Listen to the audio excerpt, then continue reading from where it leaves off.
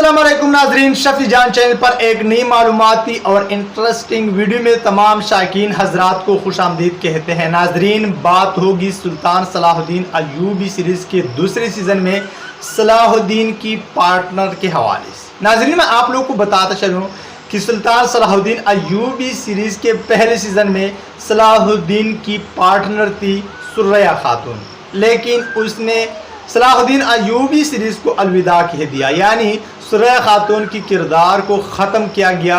उसकी शहादत पहले सीज़न में हमें देखने को मिली और अब दूसरे सीज़न में सलाहुद्दीन की पार्टनर कौन होगी। तो नाज़रीन, दिलचस्प और बेहतरीन मालूमात हासिल करने के लिए आज की मुख्तसर सी वीडियो को आखिर तक लाजमी देखिए, साथ साथ में वीडियो को लाइक और शफी जान चैनल को सब्सक्राइब भी करें।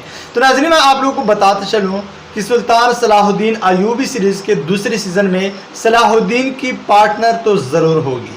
किसी अदाकारा को सलाहुद्दीन की पार्टनर के तौर पर दिखाया जा सकता है, लेकिन नाजरीन वो अदाकारा कौन होगी। तो नाजरीन, इसके हवाले से अब तक कोई अपडेट तो कंफर्म नहीं है, लेकिन 100% ये नहीं कह सकता कि यही अदाकारा कंफर्म सुल्तान सलाहुद्दीन अय्यूबी सीरीज़ के दूसरे सीज़न में सलाहुद्दीन की पार्टनर होगी।